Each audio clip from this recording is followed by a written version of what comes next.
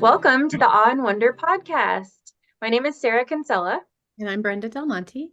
In this series, we are talking about AAC and assistive technology, but we're relating it this time to cultural responsiveness. And we're joined today by Wolf and Tasha, and they are parents. All right. So, thank you for having us. My name is Wolf Brown. I am a Akamet Altham tribal member from the Gila River Indian community. I am also half Dono Altham, which is desert people whose reservation lies near the border of Mexico and southern Arizona near Tucson. And then my name is Tasha Antone. I'm from the Salt River Indian community, and we are near Mesa and Scottsdale. So we're on Ogmore. We had three kiddos. Harmony, she's an 8-year-old. She does have spinal muscular atrophy, and she's the one that we're here for. And then I just have two older ones, 13 and 15 now. Okay. And do you guys live on the reservation? Yeah, we do. I know you because Harmony was 2, which means I've known you for 6 years, which I didn't know that. Harmony was 2 when I met you. She actually started school at 6 months, but she was misdiagnosed, and she was considered low tone, muscle tone. What is it called? Oh, yeah. But yeah, she was misdiagnosed, and it was basically low tone. Okay. Yeah, so we started therapy like at 6 months. Did you not do any drugs for SMA?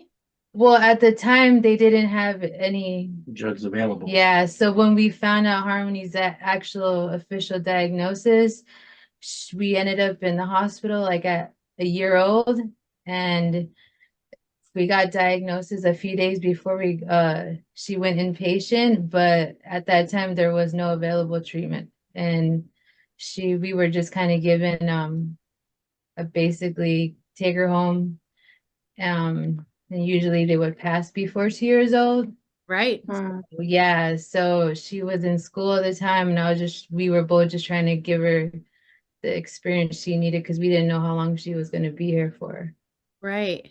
What was the experience like when you found out? Like, were you given resources? And you said take her home and love her, but did you do you have like a support circle to help you during that? What was that like? Well, at the time, like I said, she got misdiagnosed. It was pretty much, we started seeing signs like 4 months. And then when she got into school, actually, the teachers really pushed like, hey, something's going on. Like, and I'm so glad I had her in school because I just had the extra support to get referrals, because even me talking to like the PCP, like they're like, oh, it's just, she might just be a little slower, but we both knew something was going on because she kind of stopped moving, stopped reaching for things. Her voice was really it was hard to hear. Like, we'd be in the same room, we could barely hear her cry. But when we did officially get the diagnosis, they basically said she is a kind of terminal illness, and that there was no treatment, but they kind of just gave us everything that we knew at the appointment. And me being the mom I am, I just went and just researched everything. And actually, we were in the hospital too for about a good month. So we were on the crash course of basically learning how to take care of her, because she went home with all the machines we have now. We couldn't feed her by mouth anymore. She had a vent. Everything was just new. So it was just really new, and I was just trying to get as much information, reaching out to whoever I could, just to take the best care of her while we thought the short time she was going to be here. But she's here. Right. She's here right now. Defied odds for sure. Were you sent home with a nurse? No, at the time, and plus we were living on the Gila River reservation, and they couldn't get anybody really to come out and help either. So do you find that that's the case, that it's hard to get resources out on the reservation? I would say so, yeah. Yeah, especially like here in my community, we're so close to the city. Scottsdale and Mesa is just basically just across the Right. freeway. Yeah. But for him, it is pretty far out. And actually, I remember we couldn't find a speech pathologist and a PT, and it was really hard trying to get anybody to come and give her those services. So just because it was just so far out and people were driving 45 to an hour and a half sometimes just to to, try to come out, and then it's just like, oh well, it's farther than I thought it was. the best Uh-huh. decision for us to move back to my hometown, Mhm. just because we had just more availability to our resources that she needed to take better care of herself. And that's kind of when we met you, Brenda. So Yeah. Now, so you felt like, Wolf, that you guys were living in your tribal area, for lack of a better vocabulary. I'm not exactly sure what reservation, is that right? Yeah, that's On, correct. on, Yeah. on your reservation, Wolf. And it was just too far out for services. So you guys ended up opting to go to Tasha's reservation, and because it was closer and the services were a little bit easier to get. Yeah, and then not only that, but even my circle of my family, my mom lives an hour and a half away from where I'm at in Oh, Gila River, and my dad and my stepmom was still lived another 45 to 60 away from where we were at. okay. Yeah, our reservations really spread out, so there wasn't a lot of like even family support that we could get I for, see. like I said, and then to top it off, we're Yeah. going through the motions of what we just heard and what's going on and Right. trying to grasp with that stuff. and actually us moving here because we live right next door to my father, my parents. Okay. So Oh, and nice. so that was like a big help of helping with the other kids and just also like because she just She was needed at our a attention, basically. yeah, it was everything and we're back and forth in the hospital a lot. So it Hmm. was yeah, so just being here in my community and my family, it just made like the world a difference just in Sure. what she needed. Yes. She was at a school, but she was like 6 months, 1 year. When I met you, she was two. What was your school? What was that That's, school that we met you at? that's what Oh, I was okay. wondering. So actually the school you met us at was in my hometown and it's was an early childhood center. On the reservation? Yeah, on the reservation. That's what I recall as well.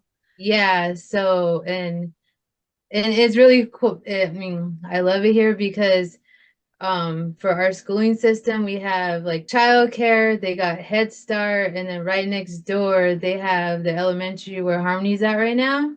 And Mhm. then right next door to that is like high school. So the kids stay Mm. right where they're at, and actually our community is really big on our culture, so they incorporate even when they're babies, teaching them the language. Okay, so do you two speak the same language? There's slight differences, but basically, yeah. So a long time ago, back in the day, there's the Anak Moratham, the Akimet Otham, the Thono Otham, the Akchin Otham, and the Hasid Otham. And Hasid Otham's in Mexico on the other side of the border. Okay. Thono Otham's right on this side, on the U.S. side of the border. Gila River's Akimet Otham is right almost in the middle, and then Salt River's more in the north. So that's Anak Moratham. And at Oh, one time, they were all one tribe.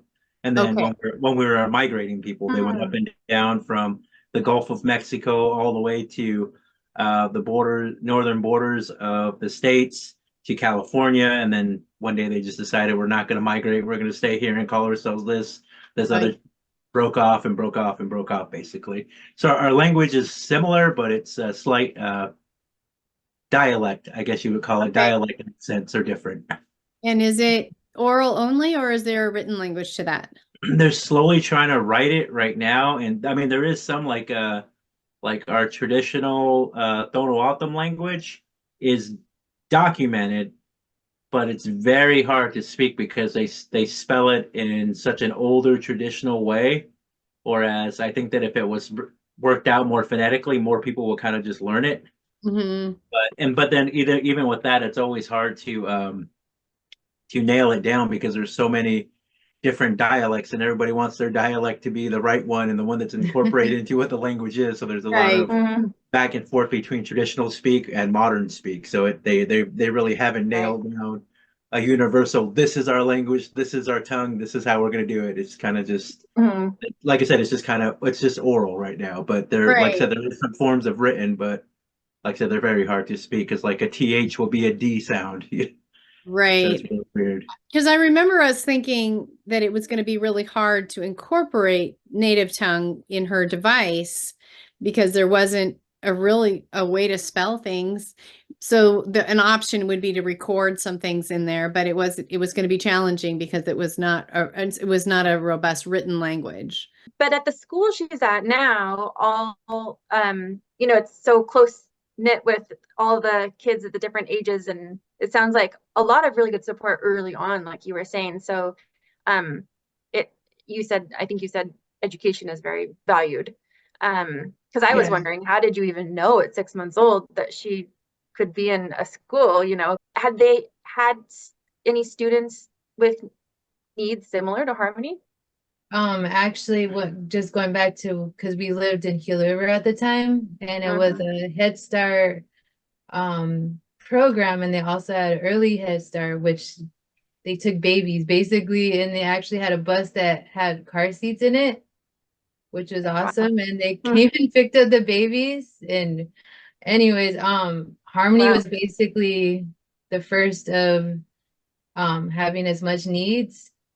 But at the time, I quit my job and I was just there to focus on Harmony and giving her the experience. That was what was in my mind. So I went to school with her, did her medical, and I stayed with her.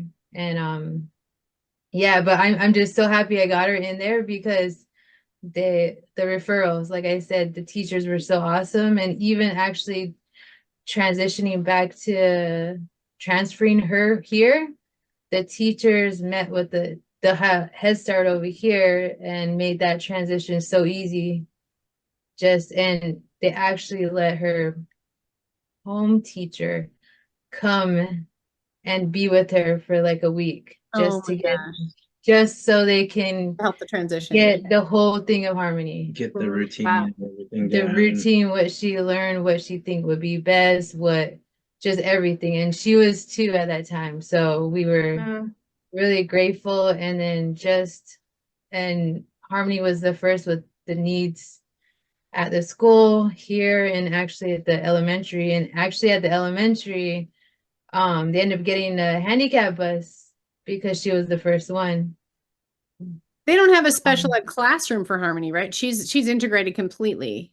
Yeah, yeah. she's in the regular classes. Yeah, and then I was gonna say too, even at the Head Start, they made an inclusive playground just for for her to be there. But it was so awesome because they even made it sensory and wheelchair accessible. So and now they're planning on doing that at the elementary. So she's basically the little pioneer trying to Yeah. Wow. we're making changes over here. So Yeah. Yeah. it's a little hard, fighting for everything, but it's gonna be worth it for everybody to come in the end. So Mhm. Has it been a big fight or are people pretty open to include?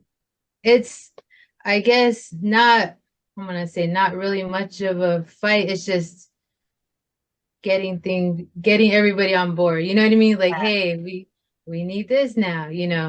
Advocating, all the Yeah, I was gonna say, advocating you've had to do. I think a lot of it is a lot of people don't think about it, until like even though she's there, they don't think about it until somebody says, "Hey," and then everybody's like, "Oh, yeah, you're right." Yeah. Mhm. And it's that Right. kind of consensus that will go around the room. But it's just Yeah. like you said, being an advocate and voicing your opinion at that point in time. And they also said like her being a Head Start, they did have others with needs, but they really didn't last long just because um it was kind of a hard, like I said, advocating for what we needed and just compared to another school where they had everything, you know what I mean? Right. Established. So, and I really just wanted to make sure like, hey, I want her here because they do incorporate culture. It's our homeschool, and I just want to make it better for the next person. Right. Yeah. So speaking of incorporating culture, so what language do you use to speak to Harmony? Primarily, we do English in our household, Uh-huh. but we do the words like we'll go out and about and just kind of point at things and say, "Oh, what's that?" Mm-hmm. Or beans or food, especially food's probably the main one that Ye- we do with her. Well, yeah, too, and plus, she also knows how to greet herself in our language too. Introduce herself. Yeah, Oh, greeting and introducing herself. So at school, are they teaching them the language too? yeah, like they start when they're babies back in the Head Start, early Head Start. They even have a culture class even right now. So yeah, it's really big here. When I did the evaluation, we did meet at the school. I, I'm guessing you had us come to the school because your school was such a close-knit community. They knew her skills really well, and it made sense to incorporate the school with our evaluation. Is that true? Yeah, I mean, just because you know how your guys' meetings are, there's so many people involved. Yeah. Yeah. So, and plus, like, they had basically, our house is pretty small too, but um, everybody wanted to be included in the meeting as well. Yeah. So, because they were all excited because they're like, this is our first kiddo, Right. needing all the extra resources, you know what I mean? Their learning experience. Is there some earned distrust in letting people come to your home? I would say so. Yeah, I would say yes in some aspects, especially if you're somebody you don't really know, like your home is kind of a private area for you and your family. Mm-hmm. And Right. yeah, I think that anybody you don't know, who's going to come in and, evaluate and look around and you're not quite sure. I think there's always that distrust with people. Right. And that's just with anybody. It Mm-hmm. doesn't matter, like just because you're Caucasian or anything else. I think that's just a distrust there normally. It's not necessarily Mm-hmm. skin color, but it's just anybody that isn't kind of your core group, maybe Yes. isn't really isn't, it's not comfortable to have them in your home. Yeah, because even with us, it's funny because like going back to when we were living in Gila River, I have nothing but cousins that literally are on my block all the way down. It's Mhm. this is like a third cousin, fourth cousin, fifth cousin, blah blah, Yeah. but none of us talk to each other. It's like Mm-hmm. nobody, Right. like okay, like okay, I don't trust those guys sometimes. They're kind of, or whatever it may Okay. be. All right. So Um, the people that you trust is a pretty small circle. Yeah, and like I said, I mean, if it's like I'm sure that I mean after a few visits you've met those people, earned their trust, and then it was more like, oh hey, she's here, come on in, blah blah blah, Right. however. And like I Right. said, mm-hmm. it's just a thing that has to be earned, I guess you could say. Right. Right. Mm-hmm. Mm-hmm. So do you prefer then if someone is gonna, because I remember even at the reevaluation and Melanie and I knew Harmony well, I think we did it at her school or Oh I yeah. think it was at the community center. Okay, I think I was gonna say I think we did the community center one time because of Yeah. that because we knew it's a lot of people and honestly like our this house is very small, and I can Mhm. literally say that we have one, two, three, four, five. There's only literally room for five people in the living room because we have these Right. giant, humongous And your couches and family has whatnot. 5 people. Yes. And Yeah, and then also Harmony has her her wheelchair. wheelchair, all of her therapy stuff was out at the time, and they were just like, "Oh, we need a huge room where we're going to meet with people." Yeah, like Mm-hmm. yeah, we met at the Wolf Recreation Center. Okay, there we go. It- are there things that that the therapists have that you've experienced with Harmony that have made you feel more comfortable or uncomfortable, vice versa, as far as like a lot of people listening are therapists and wanting to know how to be responsive to your culture, but we don't know better, and so we want to know better so we can do better. Are there things that you feel like were that made home visits or made that built trust more successful than others? Because like for us, and I will put this out there, is that basically like with myself, even though I've lived on the reservation my whole life, Mm-hmm. I have also worked in the city my whole life. So I've Mm-hmm. always been surrounded by non-natives, Caucasians, Blacks, Mexicans, Latinos, whatever it may be. Right. So I'm pretty well versed in those circles. But I do understand that from that standpoint of how some people can be kind of closed off. And Mm-hmm. I think that a lot of it is when it comes to the therapist, for me personally, it's when somebody is very confident in what they do and they just have this ease and relax tone about how they address you and how they address for us it's more importantly that they get along with harmony than they do with us Right. when it comes down to it. But culturally I don't think there's a whole lot. I mean, and we kind of talked about like most Native Americans, the whole eye contact's a huge thing that like non-natives don't know. Like we're not about eye contact, or we're not about looking people in the eyes when we speak to them. And from when we were growing up, from being little, to us, it's a form of disrespect to look your elders or your parents in the eyes, and it's like, hey, that you know. So sometimes if you're talking to, I still have the habit sometimes when I'm talking to Mm. somebody, I know to look them in the eyes, but eventually you'll see my gaze kind of, yeah, like just kind of start talking off to the wind, and then I'll come back to them. Yeah, I think that's the biggest one with any other Native American different tribes is just the eye contact. I think um it's like you said, just a sign of disrespect. We're also shy people, I guess. Yeah, we're saying shy people, kind of soft spoken, and like, and to raise your voice is like, oh, it's usually only something you do out of anger. Mm. Mm-hmm. So like with I me, I don't like, even to me with this day, I don't like loud people just in general. Like when somebody comes in the room, hey guys, I'm like, oh God, Oh yeah.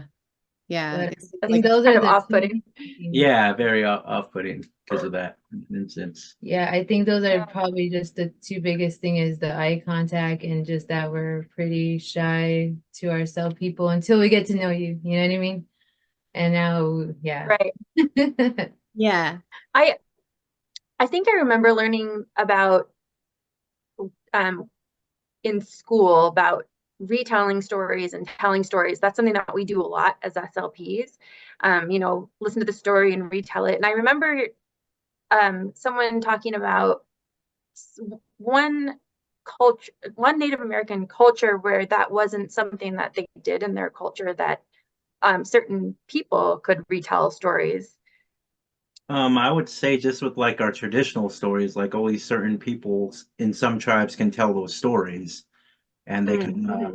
hang on to them and then pass them on, like we do what, like the storytelling once a year, maybe it is. Yeah, like we have like our autumn new year and they get together, do dances, storytelling, and Yeah, more traditional type stuff. But yeah, but like I said, Mm-hmm. the keepers of those stories in some of the tribes are literally the keepers of those stories. I think sometimes they're even told at only Mm. certain times of the year as well. So The shy piece is interesting because I was in Washington, I was part of a grant for preschool Native Americans, and because they were being over identified as having a language disorder because their vocabulary they felt was limited, and there's the length of their sentences were shorter, and there was lots of these little pieces that we look at.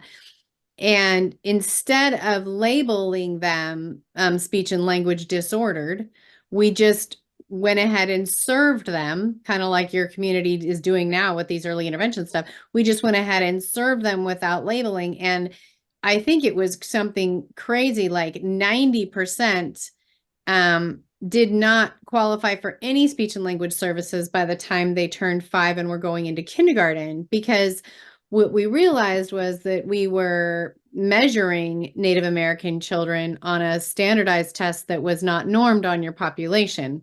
So they didn't have Native American children as part of the standardized testing. And so they were, quote, failing our test, but it was due to the norms that we have. I remember this one boy didn't say very much. And then the mom came in and we had a meeting, and she she didn't say any more things than he did, and she wasn't, there was no disability, right?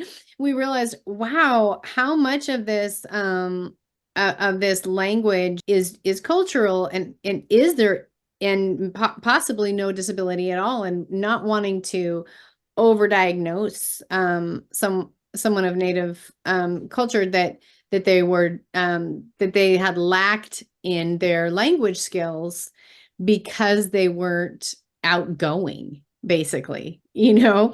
So I don't know if you've seen that in the community, or because everyone in your school is Native, there's an understanding about what is your normative data. I think it would be the second one of what you said. If it's a school of all natives, like we all kind of accept that that's how we are. Yeah, And it's always going to be kind of like an outsider's perspective of where we should be. right. You know, Mhm. like even with my own kids, with my two older ones, I think the last 2 years I've kind of started taking them out on social stuff. Like, but before that, you could ask them, "How was your day?" It's okay. Just one Mhm. word answers for everything you get. And then right now, like I started taking them to the store when I go shopping. Like, hey, you pay for this, you interact with the lady, you tell her thank you, have a great day, blah blah blah blah blah. Just kind of socializing them a little bit more. Right. And I think that that's a lot of that could be honestly another piece to it as well, is that we're not socialized with non-natives enough that when outsiders come in, it's like, oh well, that's like going to the principal's office, regardless of who it is. I'm not going to say nothing. Right, right. Right. Interesting. I was gonna say too, my two older ones been up until what do you call it, sixth grade, they were in native, they were in school in our home native town, and actually their first time going to in city school, it was kind of like a whole new thing because they'd never been to school with different other races. So they were Mm. very shy going in, and they were having a little bit of trouble with their grades. But once they got used to everything and being around different people, like um, their grades start going up. And actually, right now they're very social. My two older kids are like in youth council. So Oh, they're participating in a lot of volunteer work, and yeah, it's totally different. So I think yeah. that's mainly what it is, that they're just not used to other races and being around different people. So Mhm. Does the school at your reservation stop at sixth grade? well, right now they have sixth grade, and then they also have like a alternative school. So, but they wanted to try. I wanted to put them back in the school that I went to, and because I never went to school and on my reservation. It was always in the city. Oh, So okay. for me right now, I am trying to learn the language, more of the language, but my kids know more than me Mm, Mm. because they language was like one, just it was a part of their education. sure, sure. Yeah, There's Right. pros and cons to that level, that integration, isn't there? Yeah. yeah, because he went to school I went to and school on the reservation till I was in eighth grade, and then I didn't go to public school till I was in high school. Mhm. yeah. So, and then for me, I was always just in the city. I mean, I lived on the reservation, but I went to the city school. So, Remind me, Harmony, she reads and writes. yeah, she She's reads. at pretty much at grade level, is she not? Yeah, and I think she's a little bit above. Yeah, For her last report card, yeah, she's just slightly above average for yeah. for her reading, and then her math, and we're like, okay. Yeah, no, she loves reading, and yeah, she loves learning. Yeah, yeah. That's And so when the minute like her device, I don't know if it died or stopped holding a charge or something, it was pretty critical that Yeah. got you a loaner till we could get you a new one, because that was a huge part of how she was demonstrating knowledge. Yeah, basically because we started with the Nova Chat 10, and that actually lasted us because we met you like around 2, and she got it close to 3, and it barely died just not long ago, so it stayed with us for that Yeah. long. And I think it was Hmm. just an update that it just didn't want to. Yeah, no, Yeah, it's literally the longest lasting Nova chat on the planet. And it wasn't broken. It was the technology got too old to update. And so then it wouldn't yeah, work properly. Right. So then we switched to touch chat, which on the iPad, because she didn't really need the access features from Nova Chat. But yeah. But she is I mean, she started with 60 buttons at 2 years old. So Yeah, I was just so good. telling Dad that I said I remember meeting you guys and you guys were so like, what? She can do 60? Where you know what I mean? Yeah. And it was a big deal. And yeah, you guys are just blown away about just what she was capable of with her diagnosis. Up until the time we met Harmony, every person we met with SMA was eye gaze only. They did not have functional use of their hands. And Mhm. so there was a And so Harmony is using her fingers. Okay. yeah. Okay. So what does writing look like for her? Does she do all of her writing on the device? Does she do it on a keyboard? Does she do a little bit of both? she So does a little bit of both, I would say. yeah, because right now they don't want her to burn out. The thing is really hard with Harmony because she wants to do everything. She will Push herself. push herself till she's like fatigued, but we are working on that because, but basically she can handwrite.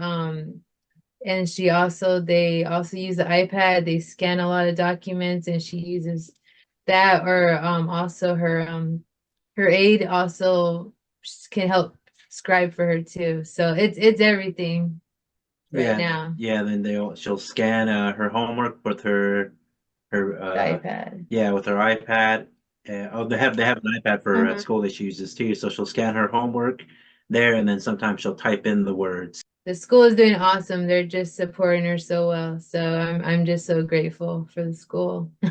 And what I Yeah, was it sounds like you have great support, and she has a yeah. lot of skills. Yeah, and she was one of those living proof things too, because we'd always been told that people with SMA had typical cognition. And but when their physical bodies was impaired, their trach, their vent, their eye gaze, those students were not receiving typical instruction because there was an assumption around the physical disability that reflected poorly on her cognition. But Harmony was so physically capable and was able to do direct select. And in when we were talking to the team about, hey, this is, the diagnosis is that there's no cognitive delay. She should be able to learn to read and write and do everything everyone else can, like her. She does not have trouble learning. Mhm. And it was so great to see that in action, because it's easier to see that with her physical abilities, meaning, because she can point to things, and she does a joystick for her wheelchair, right? Yeah, joystick. And Yeah. I mean, how young was she when she got that? Two. That's the thing is when you guys came, everything started falling into place, which I'm so grateful meeting you guys because it started with the AAC device and then Melanie's like, hey, you need a wheelchair because we Yeah. had the kid cart. We met you, Brenda, when Mhm. Melanie was there. She was telling us like, hey, Harmony's smart enough. She can, drive a wheelchair. And then we Yeah. started taking classes. She didn't need very many because she No. kind of like she passed that test no problem. Um And it sounds and like she wants to do things herself, so she was going to make it work. yeah, so and then also during that time when we're taking classes, driving classes for the wheelchair, Yeah, the wheelchair training classes that Melanie does before you take a yeah, test. Yeah. yeah, I met another family that had a son with SMA, and they I kind of posted online that hey, Harmony's having driving lessons, and she's like, hey, we just barely got a new wheelchair. She's like, we're gonna give it to you guys, and so you guys can use it to get her around. And then once Harmony finally got her wheelchair, then we gave that wheelchair to Melanie for you Yep. guys. We Yeah. recycle. Yes, we do. Mhm. Did you guys have to get a wheelchair van, or do you have a lift, or how did you solve that problem?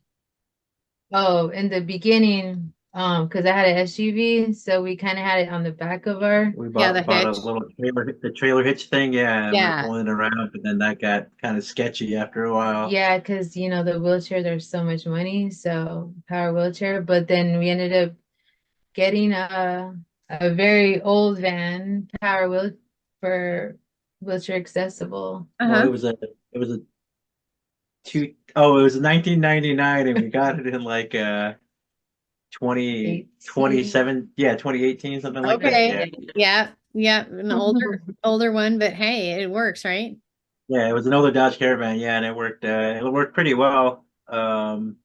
Yeah, and it had but it had the lift on the inside, which kind of cramped into the room and the space of where she needs to park at, but it was a giant thing that like a giant drawbridge that came Right. down. Yes. Yeah, giant That's how they came used to do down. it. Yeah. That finally died, and we actually got a new van last year because we were Oh, fundraising, and I didn't know if you knew that. So I did we were, not know that. That's amazing. yeah, and then actually, our we raised like 30,000, and then Wow. Did your community help you do that?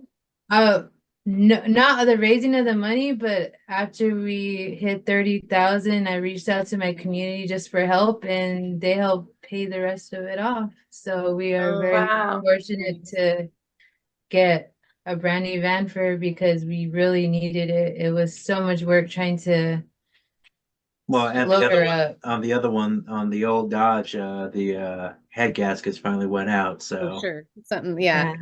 It was So time. I just learned today that Harmony is in Girl Scouts. Is that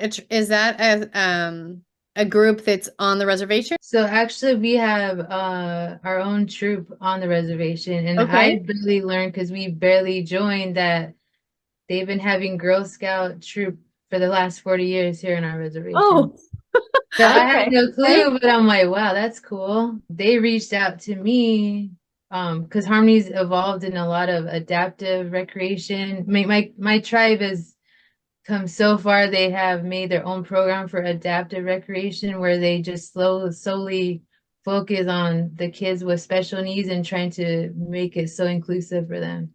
They actually reached out to me and like, hey, can you put Harmony in Girl Scouts because we want to be more inclusive?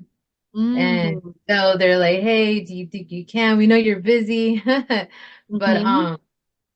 we would just welcome Harmony and try to, adapt anything and make it more inclusive. So yeah, they reached What out to us, and that's what we're doing now. So Was she what does she thrilled? think about it?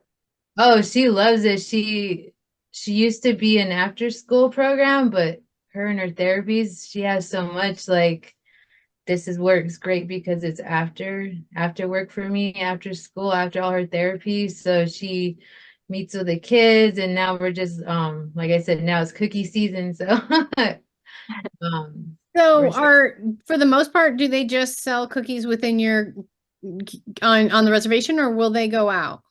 I believe they said they'll go out too. So Okay. yeah, it's just our tribe. I mean, our troop is on our reservation. So Yeah, but yeah, they do a lot of stuff with everybody outside as well. So is she right. programming messages into her AAC system around that, or Yeah, she actually had speech therapy yesterday, and Kate went and helped program a lot of the messages, yeah, a lot of the prompts. verbiage and a lot of like I said, the prompts that are going to get Harmony to the next page. And she ended up creating a whole Girl Scout folder. Mm-hmm. Yeah. Girl Scouts. Cookies. Yeah, so she put on here, let's see. I don't know if you guys can hear it, but Yeah, we can? okay. Name is Harmony. it said, hi, my name's Harmony. Yeah. I'm a Girl Scout. I'm a Yeah. Girl Scout. What kind would you like? Uh-huh. Oh, okay. Would you like to buy some cookies? There we go. The sequence of Yeah. what she might do. well, Yeah. I kind of like that she started with what kind. That's presuming, hey, you're buying Yeah, from me. and Kate helped us actually put the cookies on there, and then she put like this box is $5, this box is $6.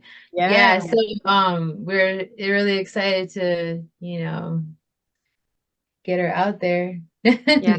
Harmony's very outgoing. What other adaptive opportunities has Harmony had on the reservation? Mainly, I mean, yeah, like you said, like she brought up the Super Kids Club. yeah, the Super Kids Club is nothing but special needs, and that's from, she actually joined that when she was a baby, like 1 years old, but it's all the way up till 22 years of age. So they have, I mean, they do everything adaptive. They take, we go outside, we go to the movies, we go bowling, or actually You guys went fishing that one year. oh yeah, we went fishing and I forgot about that. So we went up north and I can't remember the event, but we were all on boats. She got to drive a boat. She got her Wow. wheelchair on the boat. She got to drive it and we went fishing. So that was really cool. I forgot about that. Yeah. And Wow. yeah, and I think they're talking about inviting her up north when the wintertime again because they have adaptive winter sports. The adaptive recreation is also having like International Day of Acceptance. They're having a big walk and then they're inviting all these different inclusive recreation people just so the people in our community just know what type of What's other out there. yeah, what other things are out there. Is there anything else therapists either in the school or home-based or even in the hospital when you guys are there that you wish they knew or that you if you could tell them one thing that you just feel like that maybe would help build relationships? I think just be genuine. I mean, like I was telling them before, I was like, I think the most success I've seen with Harmony whenever we encounter any type of new therapist, it's usually the person that's, yeah, just really into her and about her and not some, oh, this is my job type of person. Nope, I got this next client. I have another patient after trip. You know, like you can tell when somebody's tired, and we all have long days. And I get like that. I work service industry, and I didn't want to deal with people for a lot of times. Like, oh crap, here comes another table of people. You know, Yes. but you can sense that from some Mhm. therapists once in a while. Right. I mean, like I said, we all have our bad days, but I think that's the most thing that I see with Harmony when somebody's actually as excited to see her as she is to see them, because Harmony does love her therapies. Yeah, So, she does.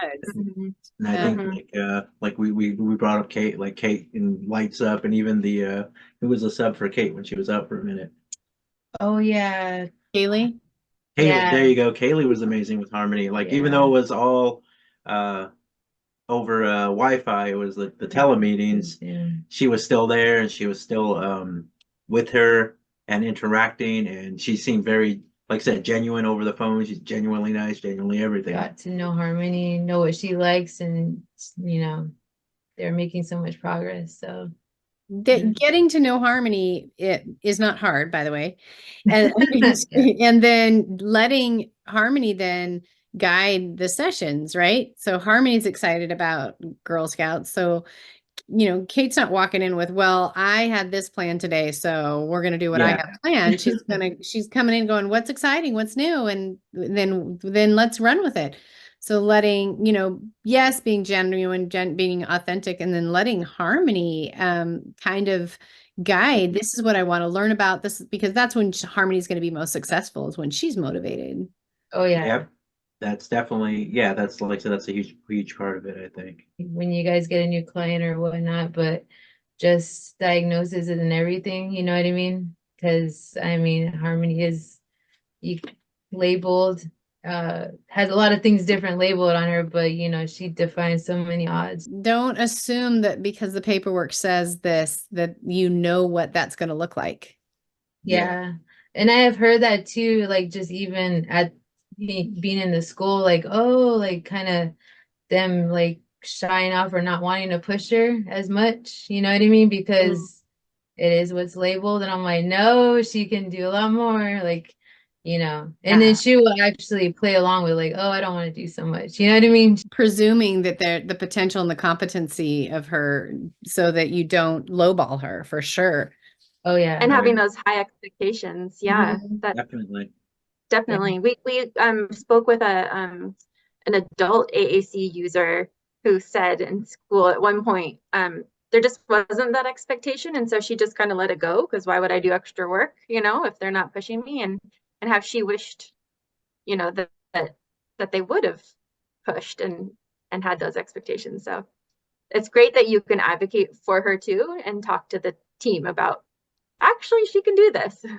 Oh yeah, yeah. They have known Harmony so long, especially with the special needs team over there. They've known her since she was a baby, so everybody knows like she can do so much more. It's like, oh no, come on, Harmony, you can do this. Like, yeah. So I'm just grateful that all the people we encounter, the therapists, the teachers have always pushed her.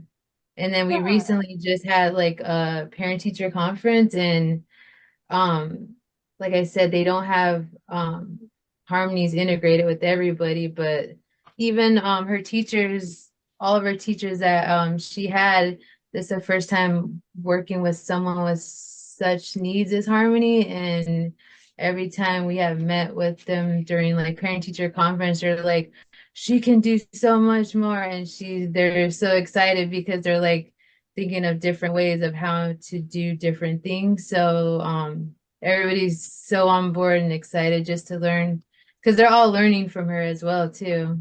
Us, Mhm. her, yeah, and they're really good at communicating with all of us and they're open to all the input as well too. Yeah. Mm, I that's mean, it great. sounds like your community has really rallied, and I'm so happy about that. So I think that was really helpful to hear some of those pieces because I think like I said, we've sometimes over identified children with native backgrounds as being language delayed, and it's really more of that's the expectation for their age and their behavior around authority or elders.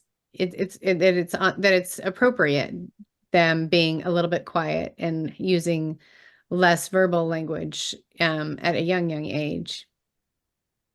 Hmm. It's a difference, not a disorder or Right. disability. Right. Hmm. Yeah.